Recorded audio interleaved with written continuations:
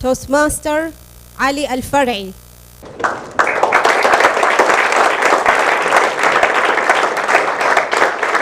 Never enough, Toastmaster Ali Alfarai.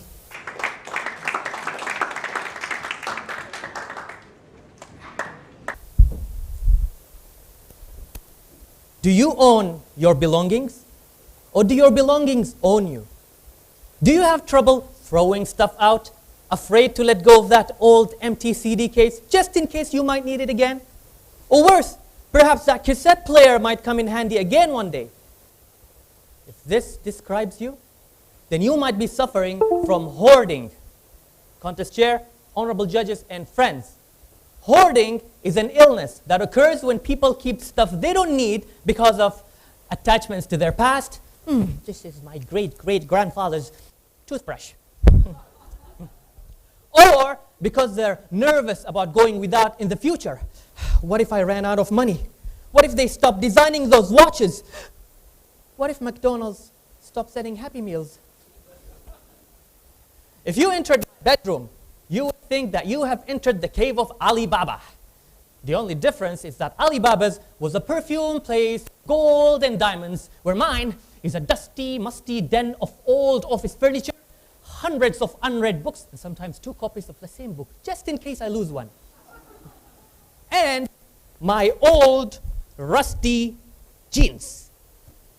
Come on, wherever you are. I'll wear it again when I lose some weight. Hoarding is supposed to make people feel calm, but it leads to more mess, more chaos, more confusion. So how damaging is hoarding? Imagine having a hoarding issue so massive that it took over your life. That's what happened to Jesse Gaston and his wife Thelma, who were both in their 70s. In May 2010, their neighbors called the police after noticing the couple's absence for about 3 weeks. The firefighters made a forced entry into their house, which was covered with rotting food, piles of newspapers, and mountains of trash. The firefighters even wore hazmat suits to protect against hazardous materials. They found the couple trapped alive under mounds of their own junk. It is believed that the Gastons began hoarding food, furniture, clothes, and other stuff for at least a decade before. Imagine being crushed beneath your own belongings. It makes you think, do I really need all of these belongings? You can actually live off far less than you think and be happier for the experience. The relationship between people and belonging is very powerful, but do we own the things or do they own us? The solution is to dispose of unwanted items. You don't need that empty CD case, nor that cassette player, but also think before your next purchase. Do I really need to buy that extra pair of shoes? Do I really need the latest smartphone? That is physical hoarding. But there's also emotional hoarding. Emotional hoarding occurs when we refuse to throw away negative and unwanted emotions. Emotional hoarding can crush us too, but with more significant consequences. I remember situations where people made me angry and upset. Once my dad was so upset because I quit my job that he didn't speak with me for almost 2 years. I could physically feel the tension in the air when we were in the same room.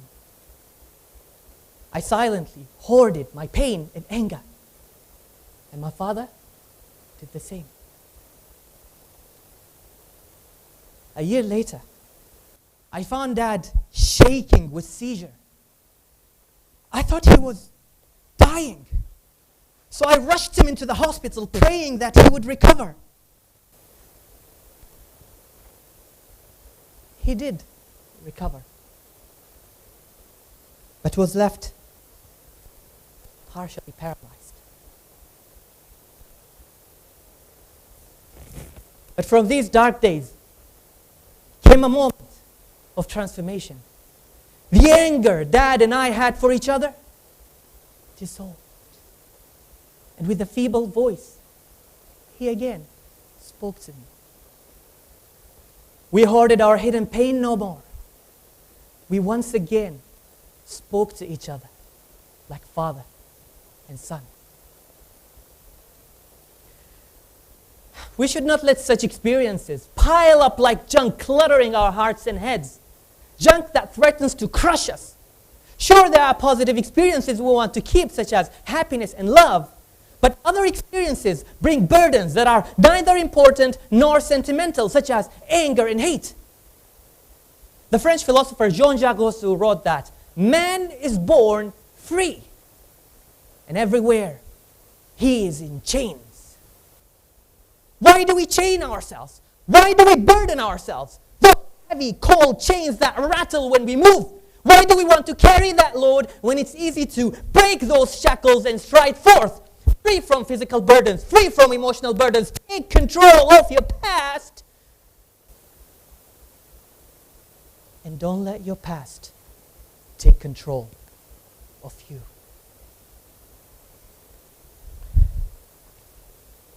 Are you tired of being weighed down by unwanted and unnecessary belongings and emotion? Physical or emotional hoarding brings no benefits, but only baggage and burdens. Lighten your physical and emotional baggage. Throw away that junk and rubbish holding you back. Lighten your load and experience the freedom that it brings.